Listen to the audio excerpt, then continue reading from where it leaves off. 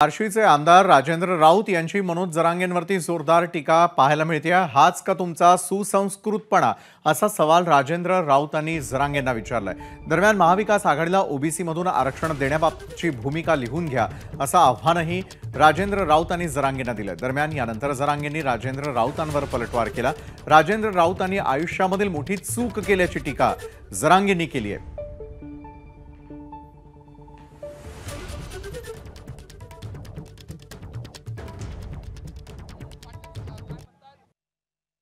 का मराठा समाजाने तुमचा आदर केला, तुमचा मान सन्मान केला, हो कशाला पुराच्या वाटत जायचं म्हणून सगळी मराठीचे आमदार बिचारी गप बसतात, सगळे मंत्री माजी मंत्री गप बसतात, तुमच्या शिव्या खात्यात आयमाय काढता। ही सुसंस्कृतपणा तुमचा झाला का? हे छत्रपती शिवरायांनी आपल्याला शिकवलंय का? या प्रश्नाचं उत्तर द्या। आता तुम्ही नका सुद्धा म्हणले माजलगावच्या सभेमध्ये त्या राजेंद्र राऊत आमदाराला असं तसं, मी तरी काय बोललोय का?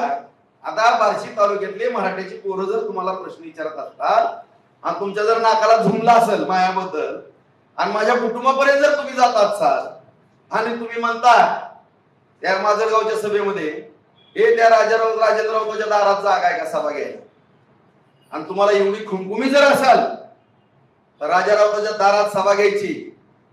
तुम्ही जर मराठा समाजासाठी प्रामाणिक उद्देशानं कुणाला मॅनेज न होता महायुतीच्या सरकारला पाडून महाविकास आघाडीचं सरकार आणायचं हे जर तुमच्या मनामध्ये असेल, हे जर पाप असेल, आणि जर तुम्ही खऱ्या अर्थाने मराठा समाजाच्या गरजवंत पोरांसाठी लढत असाल इमानदारीने, ह्या प्रश्नाची जर उत्तर या महाविकास आघाडीला तुम्ही एक झुकतं माप दिले लोकसभेला, त्यांच्याकडनं लिहून घ्या।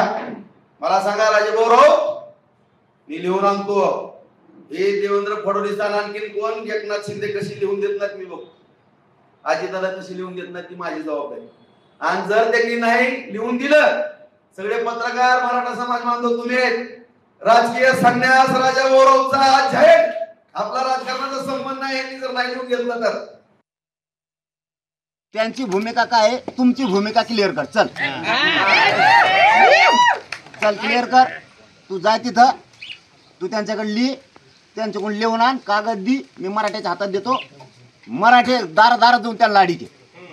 चल तुमची भूमिका काय, तुमची भूमिका, आणि त्यांनी जर भूमिका नाही व्यक्त केली तुम्ही केल्या तर मराठी त्यांना महाराष्ट्रात फिरून देत नाही तर निवडून घेऊन देत नाही। मी का टिंगल करणारातला नाही, फक्त चूक केली, मला छेडलं, ही सगळ्यात मोठी आयुष्यातली चूक केली, तुम्हाला छेडलं म्हणजे मराठ्यांनी छेडलं। आता त्यांनी फितुरीचे संस्कार दाखवू नये, खरंच दाखवून। मी सरळ म्हणणं आहे माझं, निवडणुकीत पडलं तरी चालन आणि जिंकलं तरी चालन, पण फितुरीचे संस्कार दाखवणार। कारण देवेंद्र फडणवीसांनी एक नवीन डाव टाकला, सगळे कोली तर त्याच्या हातात दिले। एबीपी माझा, उघडा डोळे बघा नीट।